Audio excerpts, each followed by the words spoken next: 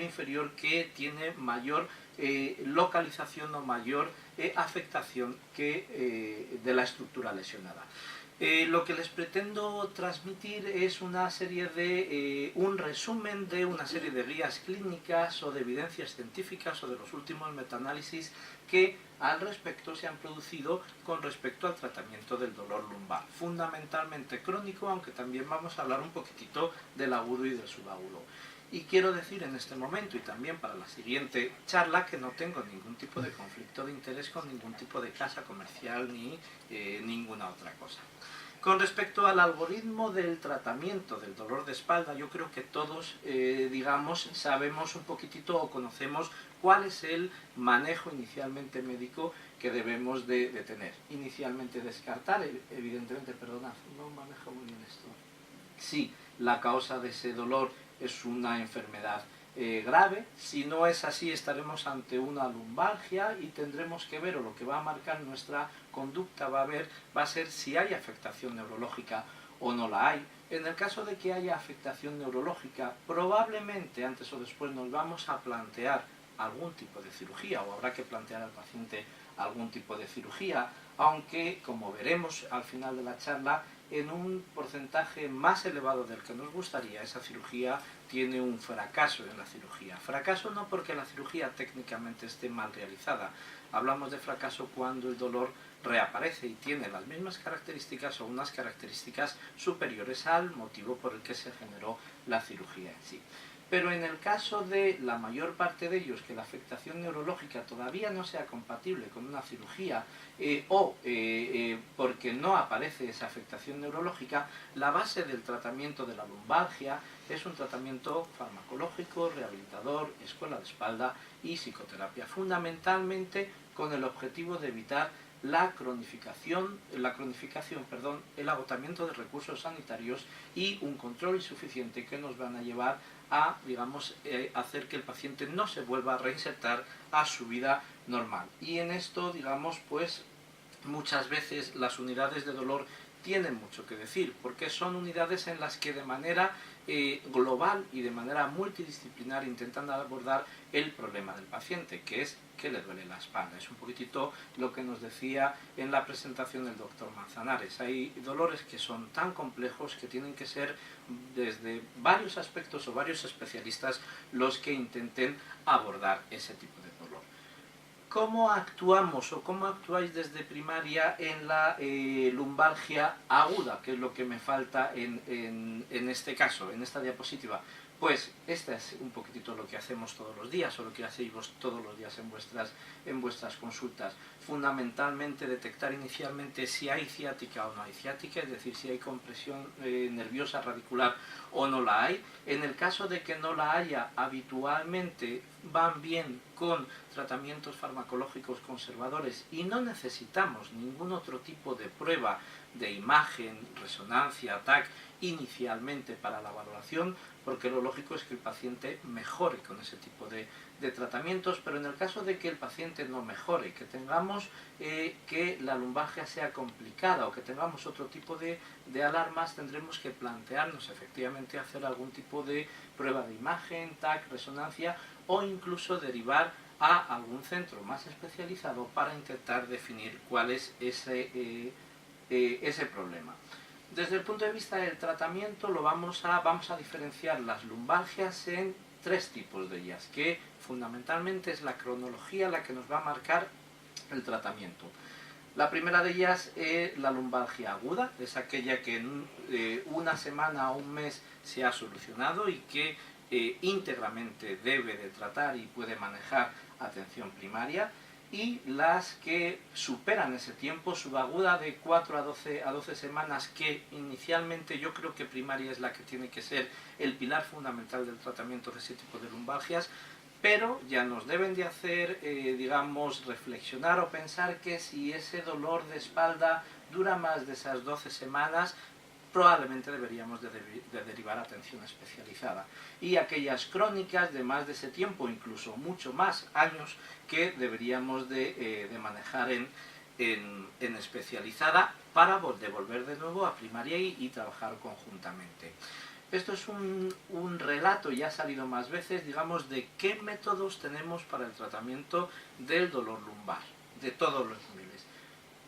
Tratamientos no farmacológicos, la conocida es otra versión diferente de la escalera analgésica, tratamientos farmacológicos en pauta escalonada o en pauta de ascensor con el pasamanos, los coadyuvantes y los distintos tipos de actuación un poquitito más agresiva, estimulación espinal, infusión espinal, bloqueos, ablaciones y los distintos o los diferentes tipos de bloqueos que podemos hacer.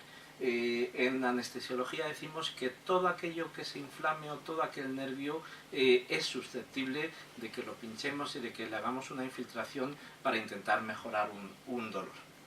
Pero bueno, a lo que íbamos. En las guías que hemos revisado, que se han revisado para preparar esta charla, digamos, lo que la evidencia científica nos dice es lo que tenéis o lo que he intentado expresar en este cuadro. Y es que para el tratamiento de la lumbalgia aguda, es decir, aquella que tiene una resolución autolimitada en un mes, que no tiene factores de riesgo y en la que no podemos encontrar otra causa grave de la situación, los antiinflamatorios no esteroideos sigue siendo la base fundamental del tratamiento. A esos antiinflamatorios no esteroideos, el paracetamol es una muy buena opción, o cualquiera de ellos, teniendo en cuenta los efectos secundarios o la interacción con otros fármacos que puedan tener nuestros pacientes. La asociación o la adición de relajantes musculares que intenten minimizar el grado de contractura muscular que coadyuva o que favorece el mantenimiento del dolor lumbar agudo de los pacientes también mejora. Y se ha visto que los relajantes musculares tipo benzodiazepinas, el Valium y todos los de su familia son, ahí está puesto, sí, menor. Los benzodiazepínicos tienen una mayor efectividad que los no benzodiazepínicos, aquellos derivados de la vitamina B12 o los que potencian, digamos, el axón neuronal.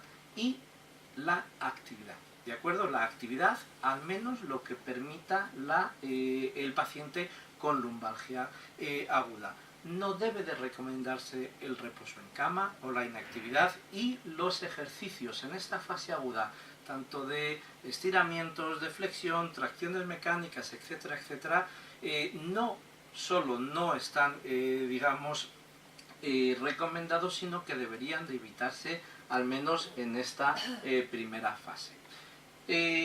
Manipulaciones vertebrales. Sabéis que hay tratamientos fisioterapéuticos que tienen la capacidad de, digamos, recolocar, de alinear, de volver a las curvaturas normales los distintos cuerpos vertebrales, y eso mejora el dolor en determinados pacientes.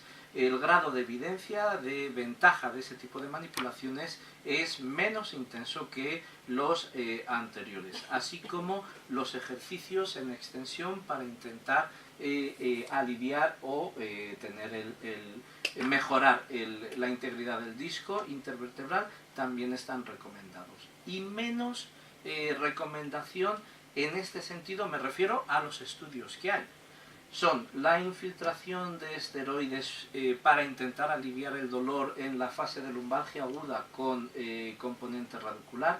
En la situación aguda no está especialmente recomendado, así como la utilización de opioides débiles y opioides débiles. Sigue siendo, digamos, la base del tratamiento en este tipo de lumbalgia, los antiinflamatorios de tipo no esteroideos, aquellos que son los más adecuados para el tratamiento. Y el soporte lumbar, los tratamientos con ortesis, bueno, pues que muchas veces nos preguntan, ¿y sería bueno ponerme una faja y tal?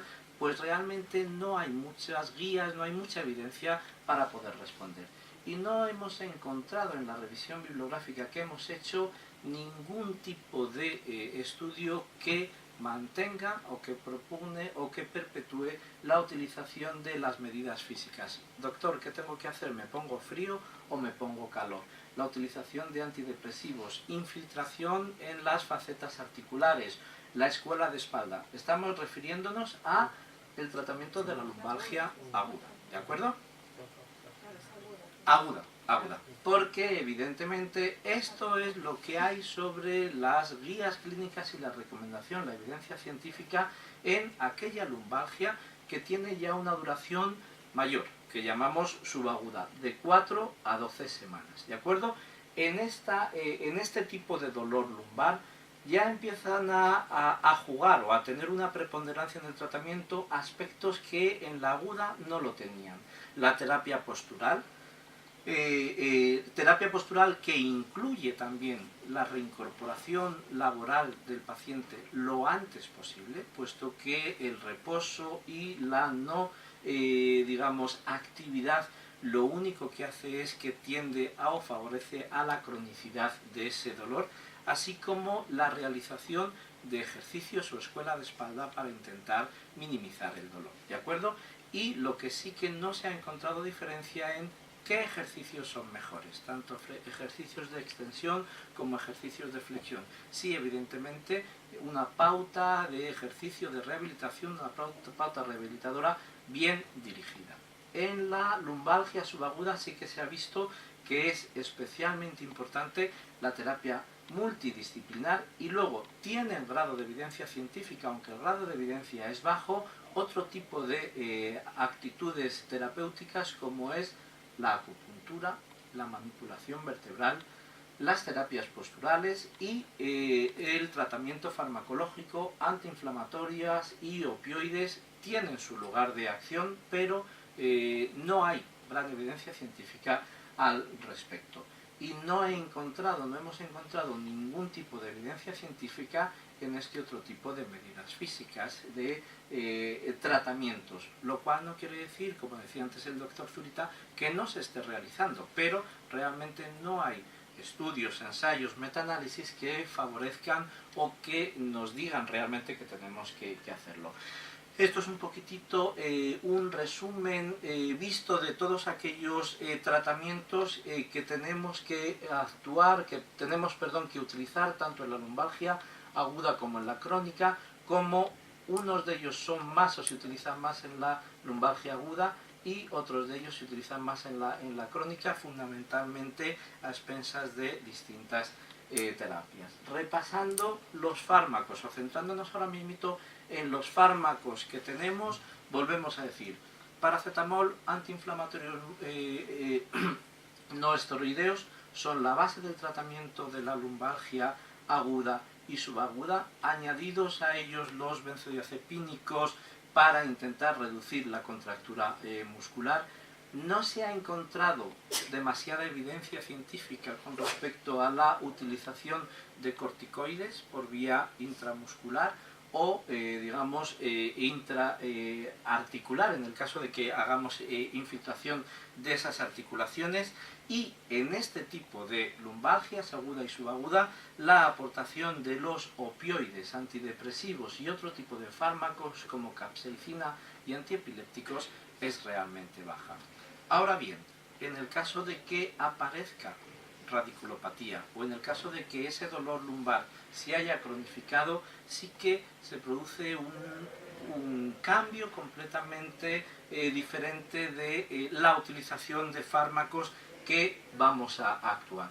Los antiinflamatorios siguen siendo, digamos, un pilar importante, pero en este momento, digamos, los opioides empiezan a tomar una preponderancia mayor, que estamos hablando de radiculopatía y o tratamiento de dolor lumbar crónico, ¿de acuerdo? Los opioides empiezan a tener un papel cada vez más importante en el tratamiento del dolor lumbar de nuestros pacientes. Con respecto a la radiculopatía, cuando aparece el nivel 1A en la última revisión de la Cochrane en el 2013, hay una posterior a esa que pone la diapositiva, gabapentina, pregabalina y carbamazepina son los antiepilépticos que se utilizan más de una manera más importante y que provocan un alivio de dolor más importante en la radiculopatía de nuestros pacientes.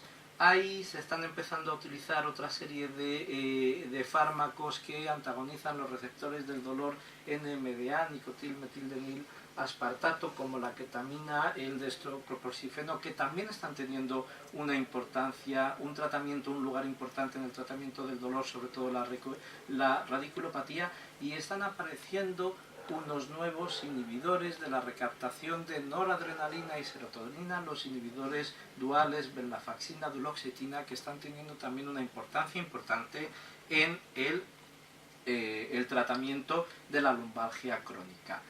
Y saco esta diapositiva, que es de la primera encuesta que hicimos, a la que hicimos referencia en la presentación del curso, porque como os he comentado, como os he dicho, los opioides débiles y los opioides mayores deberían de ser una base importante, un pilar importante en el tratamiento de los pacientes con lumbalgia crónica. Aún así, en España estamos todavía muy lejos del porcentaje o el consumo de opioides recetados o prescritos por parte de los médicos con respecto a nuestros colegas en Europa. Así, el 67% de los analgésicos que prescribimos los médicos españoles son antiinflamatorios no esteroideos. El 18% de ellos, digamos, nos atrevemos a utilizar algún opioide débil, pero solo en un 1% de los casos prescribimos un opioide fuerte, cuando son los fármacos analgésicos, no voy a decir mejores, porque eso sería erróneo, pero sí los que tienen una mayor capacidad analgésica y los más indicados para determinado tipo de dolores, ¿de acuerdo?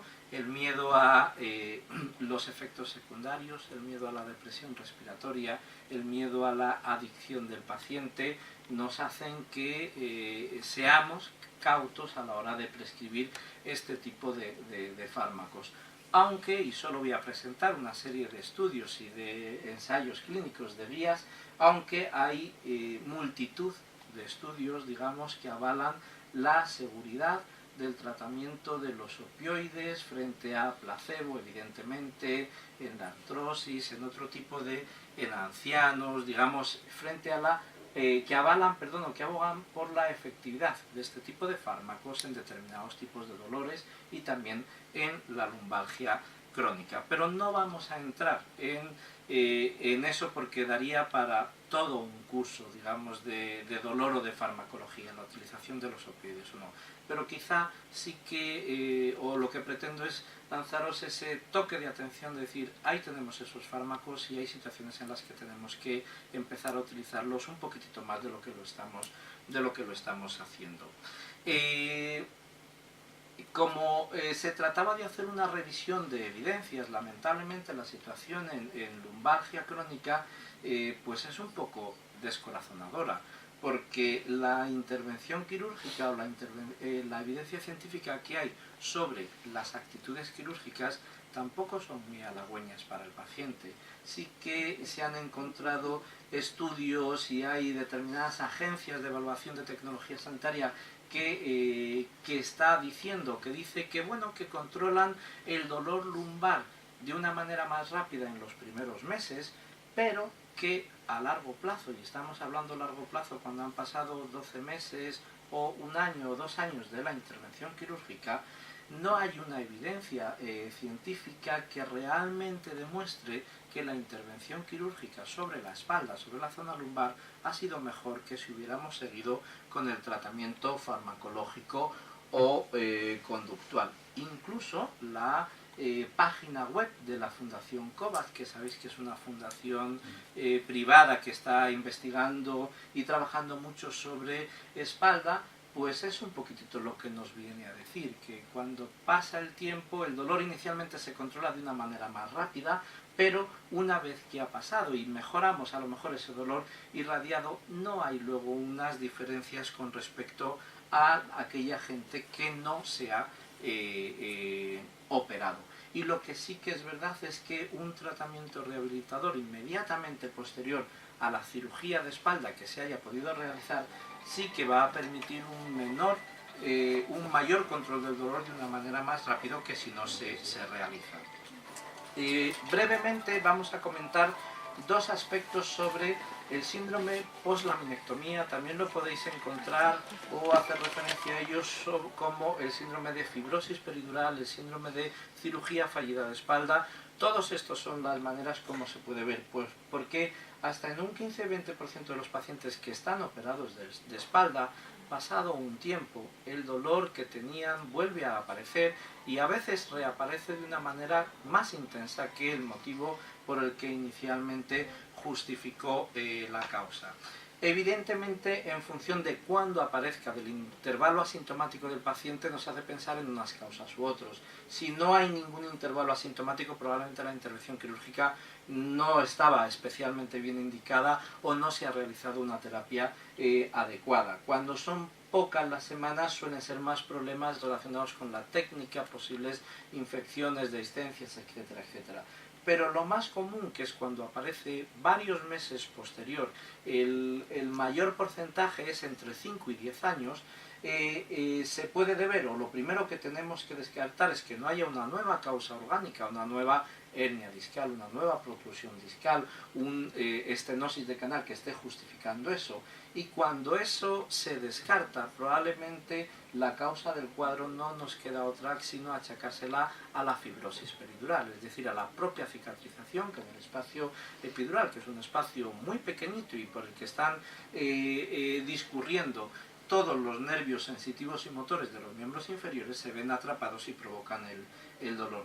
Y lamentablemente el dolor que aparece en este síndrome post-laminectomía es un dolor siempre mixto, de tipo nociceptivo, de tipo radicular, y ahora ya sí que el tratamiento es completamente diferente, porque ya los antiinflamatorios, aunque empecemos con ellos, digamos, no son los fármacos de más elección. Estamos hablando de dolores crónicos, de intensidad elevada, de un EVA mayor de 5, la mayor parte de ellos, con componente radicular, y los opioides y los tratamientos con incluso neuroestimulación medular, infusiones penal de medicamentos, etcétera, etcétera, son los que intentan aliviar un poquitito el dolor de estos pacientes. Aliviar, porque realmente hacer que desaparezca es difícil y muchas veces el paciente, igual que en la fibromialgia, lo que tiene que hacer es aprender a convivir con el dolor lumbar que le ha quedado.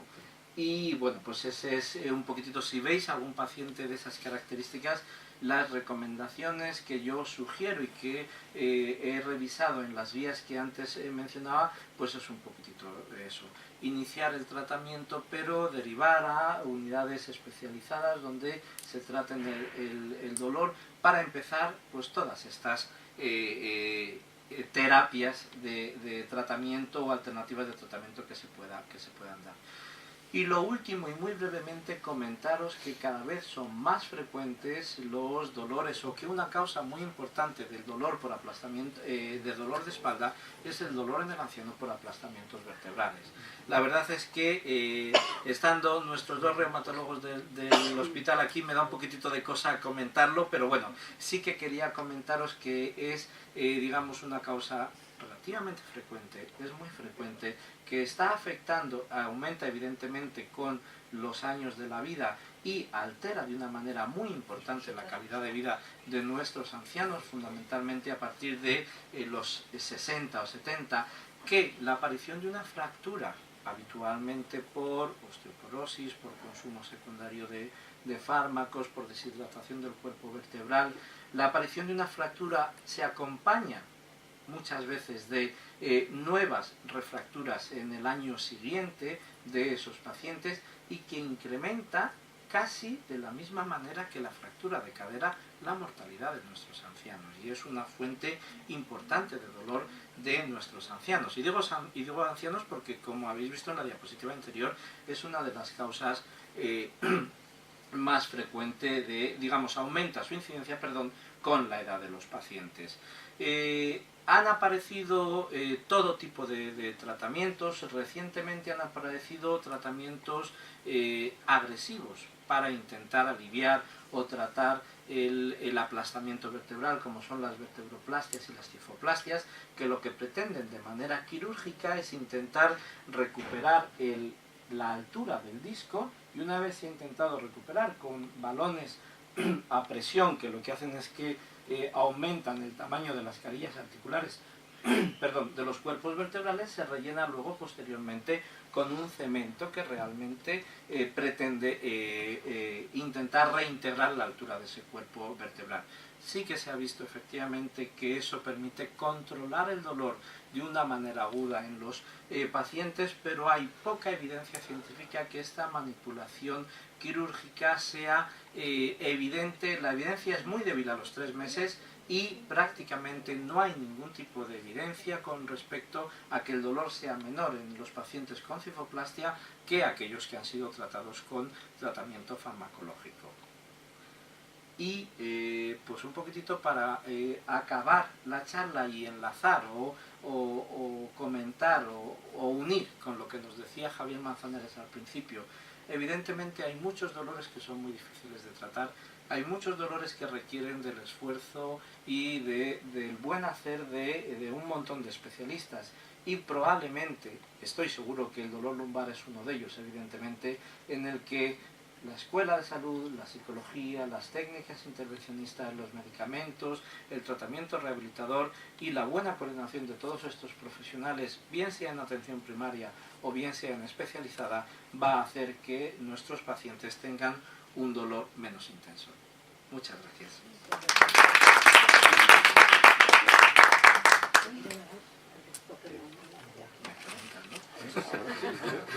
Sí, son las 9, chicos, no tenéis casa, ¿no? Sí, sí. Comentando un poco lo que has comentado al final de las fracturas vertebrales de cadera, etcétera, que se dan en las personas mayores por decalcificación, etcétera, por la edad. ¿De qué forma se puede prever o se puede ver en primaria la posibilidad de que esas personas puedan padecer una fractura de este tipo? O sea, una persona normal que está diciendo, estoy empezando a estar más bajito, ya los pantalones ya noto que me están largos. O sea, que quiere decir que efectivamente que el disco intervertebral posiblemente se está degenerando y está ya teniendo un problema, o que no se sabe si hay efectivamente ya una osteoporosis. ¿La radiografía de columna realmente está indicada para valorar la posibilidad de que una enfermedad de estos va a tener, puede tener una fractura espontánea de cadera? Yo creo que no, ya que está, aquí estáis más gente de primaria. Yo creo que podría servir quizá como control, pero no para predecir si realmente va a haber fractura o no. He vuelto a poner esta diapositiva por... perdón, bueno. Pues bueno, acabo la respuesta y me complementa o me corriges, vaya. Yo creo que la aparición, y por ese motivo, digamos, he vuelto a poner la diapositiva, de cifosis, pérdida de altura, descompensación biomecánica, alteraciones, aparición de dolor en una persona que previamente no lo tenía, trastornos respiratorios y digestivos. Yo creo que eso, en el contexto de un paciente en la 6ª, 7ª, 8ª década de la vida, quizá nos deba de hacer pensar. Si además tenemos la sospecha de que, o el diagnóstico certero de que tiene osteoporosis, o que ha consumido corticoides durante un tiempo determinado, yo creo que debería hacernos pensar. Yo creo que la placa de tórax serviría únicamente como control o como confirmación de esa sospecha diagnóstica, pero Claudia seguro que nos ilustra mejor. Pero un poco a que diga así. Claro, es que la osteoporosis no se puede diagnosticar con una radiografía ni de columna ni de nada, porque puede haber osteoporosis que no esté establecida, que no tiene las fracturas vertebrales. Ahora, la disminución del tamaño o de la estatura de un paciente, al igual que la cifosis, es un síntoma indirecto de que puede llegar a tener una osteoporosis establecida. Eso no quiere decir que a todas las señoras que estén más bajitas de estatura y que tengan cifosis vayan a tener aplastamientos. La deshidratación de los discos intervertebrales también hacen que la espalda se disminuya de tamaño, vamos, de volumen total entre cada una de las unidades vertebrales, y que cambie la morfología, que haya cifosis. La radiografía lo que nos va a hacer es, uno, efectivamente, diagnóstico de una osteoporosis establecida, que le llamamos nosotros, que es con fracturas, y dos, un seguimiento, porque muchas veces estas fracturas son asintomáticas o pasan como un dolor más de un paciente mayor. Sí, es un poquitito. Pero se debe hacer con los criterios radiológicos, con los factores de riesgo y con un análisis de sangre y de orina adecuado del paciente. Las radiografías posteriores, nosotros si tenemos alguna duda o si ha sido un paciente que tenga múltiples, casi asintomáticas, pues sí merece la pena más adelante en el seguimiento porque puede seguirlas teniendo. o para ver que en algún momento se habló de la morfometría vertebral, que era la medición de estas vértebras. Ahora otra puntualidad, otra cosa que quería puntualizar era las vertebroplastias. En la época en que nosotros lo estudiamos mucho y después hemos valorado más esto, tienen dos problemas. Primero, siempre el diagnóstico. Al paciente la espalda le duele por muchas causas. Si tú metes cemento o lo que sea, al igual que una cirugía que no sea de vertebroplastia, en una vértebra que efectivamente está aplastada, pero ni tiene edema, que lo tienes que valorar con una resonancia, luego es posible que no te esté doliendo por eso, ni es la causa del dolor, no te lo va a mejorar, porque ya le puedes poner lo que quieras ahí, que no va a mejorar. Yo estoy 100% de acuerdo contigo. Quizá, digamos, el comentario y el haber hecho la revisión en ese sentido es un poquitito por el sesgo de anestesiología y el bloque quirúrgico. Es decir, cada vez vemos más que se oferta este tipo de tratamientos a pacientes ancianos, claro, que tienen además múltiples cuerpos vertebrales fracturados, con lo cual es un cuerpo, otro cuerpo, otro cuerpo. Pero la pregunta es, ponerle cemento a ese cuerpo me va a quitar el dolor. Claro, y que la causa de eso, digamos, el seguimiento es eso, es que inicialmente ahí está, porque probablemente en la etiología del dolor no solo está, o no es únicamente eso. Yo recuerdo que cuando nosotros lo revisamos hace no mucho, era mandatorio, 1, que no fuera una fractura aguda, 2, evidentemente sin contraindicaciones, y 3, una resonancia para ver que ese cuerpo vertebral está edematizado. Una fractura que no tiene edema es una fractura que no tiene aumento de irrigación, es una fractura que aparentemente no me tiene que doler. ¿Sabes lo que te digo? El hueso solo no tiene ningún nervio. El dolor de una fractura o de un hueso es porque distiende la membrana que lo recubre, que quiero que ellos me entiendan también, y es esa distensión la que hace que duela. Por eso hay fracturas que son fisuras, que le llamamos, o lineales, que no dan mucha sintomatología o da subaguda, porque la distensión que produce alrededor del tejido que sí está inervado, pues es mínima. Y en la vértebra pasa lo mismo. Si no tenemos un edema que me distienda los tejidos, que sí que tienen nervios y me lo pueden alertar, pues eso no le duele al paciente. Hay que buscar otro tipo o otra causa del dolor para no exponerlo a un cemento a 95 grados, ¿me corriges? Sí, no. Y a una intervención es un poquitito eso, porque estoy seguro que cada vez os llega más, o que alguien nos ha preguntado en las consultas, oiga doctor, he oído hablar y ahora esto se está haciendo, se hace, ¿qué tal, cómo me va? Realmente es así, técnicamente es posible, pero estoy completamente de acuerdo con lo que dice Claudia. No solo se trata de inyectar cemento dentro de un cuerpo vertebral y volver a recuperar